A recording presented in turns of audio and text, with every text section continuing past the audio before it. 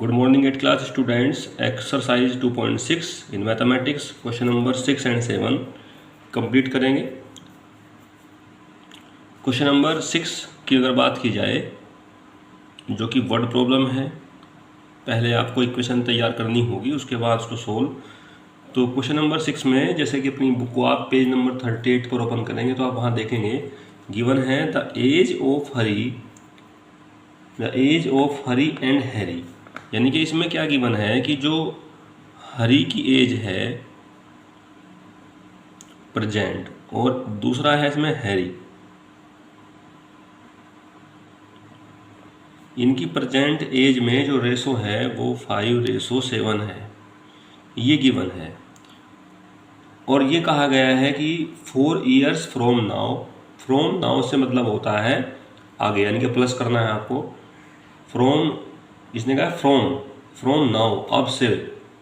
तो यहाँ यही जो है पॉइंट करने वाली बात है, नोट करने वाली बात है कि अगर फ्रॉम नाउ कहा गया है तो आपको प्लस करना है। 4 years from now the ratio their age will be 3:4 हो जाएगी। तो यहाँ पे प्रेजेंट एज जो है वो लेट कर लेते हैं। तो प्रेजेंट एज जैसे लेट करना है यहाँ पे, तो क्योंकि रेशो गिवन है यहाँ पे 5:7 गिवन है उनकी प्रेजेंट एज में, तो जब भी कभी रेशो को रिमूव करना होता है तो आप x से, k से या y से, इस तरह से किसी वेरिएबल से मल्टीप्लाई कर लेते हैं। तो उस हिसाब से जो हरी है उसकी प्रेजेंट एज तो हो जाएगी 5x ईयर्स,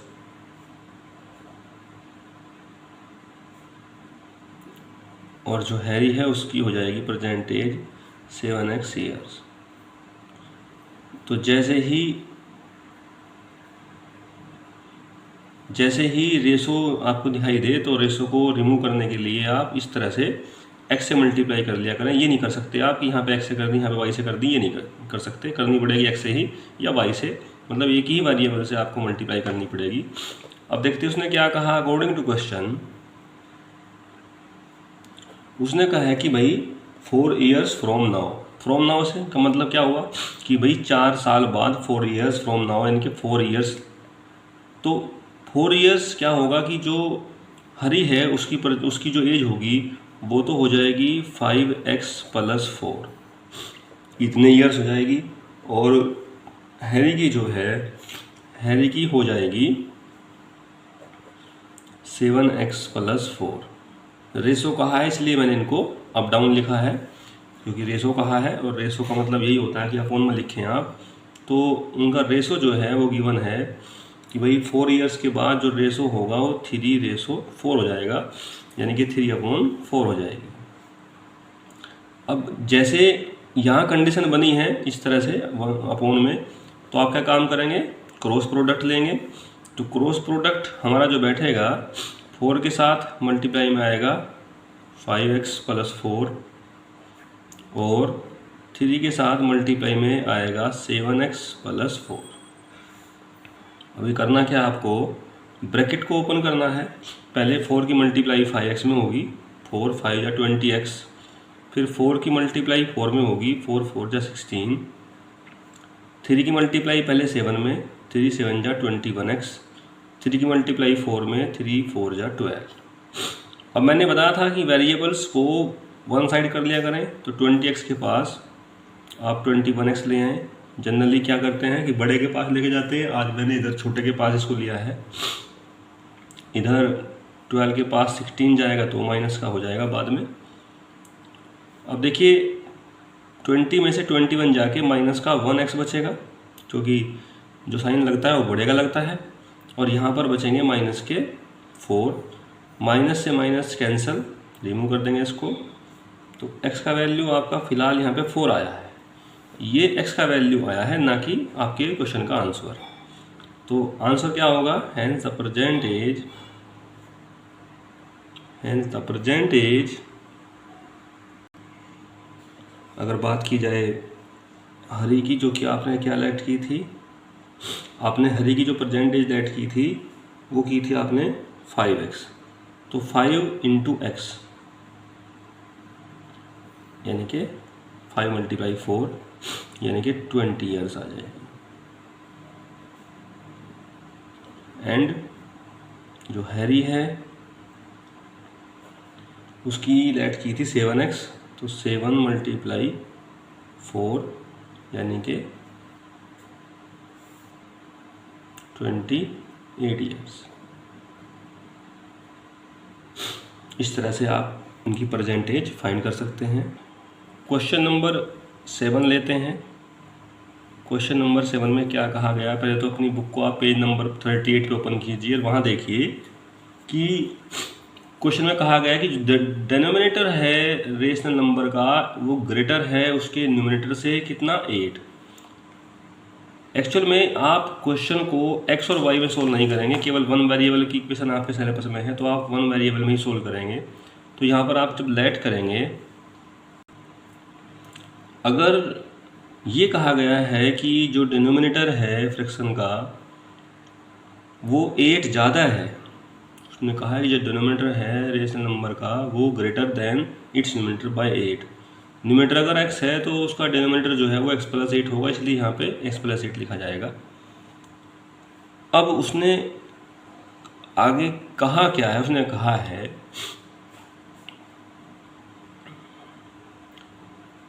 कि भाई अगर हम क्या करते हैं न्यूमरेटर को इंक्रीज कर देते हैं 17, यानी कि जो हमारा न्यूमरेटर है वो कितना है, x था, उसको इंक्रीज कर दिया। इंक्रीज का मतलब होता है प्लस करना, उसको हमने 17 प्लस कर दिया। और जो हमारा डिनोमिनेटर था यानी कि x + 8 जो था उसको उसने डिक्रीज किया है 1, कम कर दिया मतलब। तो ऐसा करने पर जो नई जो फ्रैक्शन या रेशनल नंबर जो प्राप्त होता है वो 3/2 होता है। इसको थोड़ा सा और क्लियर सी कर लेंगे तो ये हो जाएगा x + 17 अपॉन यहाँ x + 7 आएगा, क्योंकि 8 में से 1 माइनस करोगे तो 7 आएगा, इक्वल्स टू 3/2। अब जो बारी आई है वो है क्रॉस प्रोडक्ट की, क्योंकि यहाँ ऐसी कंडीशन में हमें जो है क्रॉस प्रोडक्ट को ही याद करना पड़ता है। तो क्रॉस प्रोडक्ट के हिसाब से 2 की मल्टीप्लाई तो x + 17 में जाएगी और 3 की मल्टीप्लाई x + 7 में जाएगी। ब्रैकेट को ओपन कर लेंगे, पहले 2 की मल्टीप्लाई x में 2x, फिर 2 की मल्टीप्लाई 17 में 34, यहाँ 3x और 3 7 जा 21।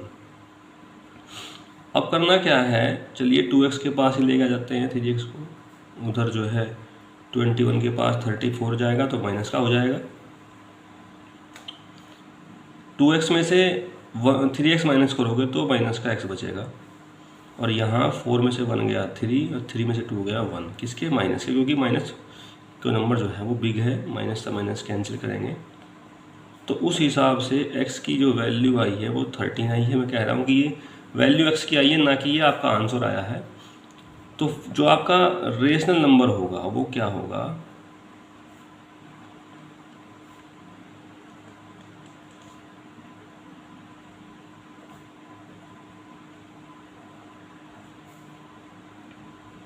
आपने लेट क्या किया था, रेशनल नंबर, न्यूमरेटर आपने x लेट किया था, डिनोमिनेटर आपने x + 8 किया था।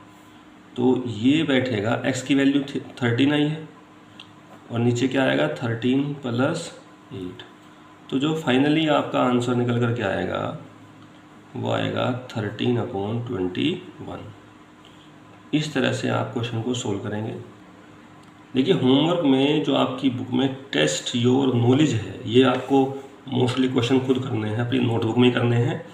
यहाँ से मैंने क्वेश्चन नंबर जो 3rd है इसका, जो कि नोटबुक वर्क है, क्वेश्चन नंबर 2 तक तो बुक वर्क है, 3rd से स्टार्ट होता है हमारा नोटबुक वर्क। इसका जो फर्स्ट पार्ट है उसमें गिवन है, जो हमारे सामने प्रॉब्लम है वो ये है कि 3x - 4 upon 12 plus big bracket में है 11 - x upon 3 minus 1/4 is equals to x + 2/6। इसको सोल्व करना है। सबसे पहले तो क्या करेंगे कि ये जो ब्रैकेट है इसको सोल्व कर लेंगे, इसको तो ऐसे लिखेंगे, प्लस ब्रैकेट को सोल्व करने के लिए 3 और 4 का एलसीएम लेंगे, 12 आएगा। 3 से काटेंगे 4 टाइम, 4 की मल्टीप्लाई ऊपर करेंगे, 4 11 जा 44 माइनस 4x। 4 से काटेंगे 12 को, 3 टाइम्स कटेगा, 3 1 जा 3 is equals to x plus 2/6। यहाँ पर लगे हाथ एलसीएम ले लेते हैं 12, तो यहाँ आ जाएगा आपका 3x minus 4 plus 44 minus 4x minus 3 is equals to x plus 2/6। 6 से लगे हाथ इसको, 6 2 जा 12। 3x में से 4x निकालोगे तो माइनस का x बचेगा। माइनस के 4 हैं, माइनस के 3 हैं, तो माइनस के 7 हो गए और प्लस के 44, नीचे 2 और यहाँ पर x प्लस 2/1। अब देखिए इसको फाइनल टच देते हैं, यहाँ पर माइनस x बचेगा और प्लस के बचेंगे आपके 37।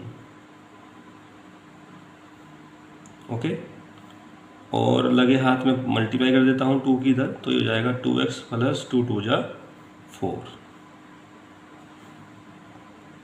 ये जो x है इसको इधर लेके चले जाओ, चॉइस है आपकी, चाहे इधर ले आओ, तो ये इधर से इधर आएगा तो प्लस का हो जाएगा और 37 के पास 4 आएगा तो माइनस का हो जाएगा। 37 में से 4 निकालेंगे तो 33। अब यहाँ पर x का वैल्यू निकालने के लिए 33 को 3 से डिवाइड करेंगे, तो आपका जो आंसर है x का जो वैल्यू है वो कितना आएगा, 11 आएगा। तो इस तरीके से क्वेश्चन को सोल्व करेंगे। यहाँ पर क्वेश्चन नंबर 3 का जो थर्ड पार्ट है, इसकी मैं आपको इक्वेशन बना के दूंगा, सोल्व खुद करेंगे और होमवर्क में ये कंप्लीट करनी है आपको यहाँ तक, क्योंकि अब जो समय है वो आपकी नोटबुक चेक होने का है, इसलिए वर्क कंप्लीट कर लें, क्योंकि शायद हो सकता है जल्द ही आपको मैसेज मिले कि आप जो है वर्क कंप्लीट करके चेक कराएं। क्वेश्चन नंबर 3 के थर्ड पार्ट में एक ट्रायंगल है, उसकी 2 इक्वल साइड्स हैं और ये कहा गया है कि जो इक्वल साइड्स हैं वो उसकी थर्ड साइड के 3 टाइम्स से 4 कम है, ऐसा कुछ कहा गया है। तो पैरामीटर जो ट्रायंगल का दिया गया है, अगर देखा जाए, देखिए पैरामीटर क्या होता है ट्रायंगल का, कोई विशेष फॉर्मूला तो नहीं होता है, sum of length of all 3 sides होता है। तो पैरामीटर बैठेगा 3x minus 4 plus 3x minus 4 plus x is equals to, जो पैरामीटर गिवन है वो है 55। जब इसको सोल्व करेंगे तो 3x और 3x हो जाएंगे हमारे 6x, 6 और 1 कितने हो जाएंगे 7x, माइनस 4 तो माइनस के 8 इक्वल्स टू 55। 7x की वैल्यू निकालने के लिए आपको 55 के पास 8 को सेंड करना होगा, जो कि उधर जाकर प्लस का हो जाएगा, तो ये हो जाएंगे 7x इक्वल्स टू कितने 63। तो ये कहा जा सकता है कि x इक्वल्स टू 7 9 जा 63। तो x का वैल्यू हमारा कितना आया 9 आया। तो इस हिसाब से अगर x की वैल्यू आपकी 9 आई है तो साइड्स आपकी तो x थी, तो x का मतलब क्या है 9 मीटर है, और जो बाकी 2 साइड्स थी वो 3x माइनस 4 थी, यानी कि 9 3 जा 27 में से 4 गए 23, तो 23 मीटर। तो आज आपको होमवर्क करना है, चैप्टर आपका ये कंप्लीट हो चुका है। Thanks and good day.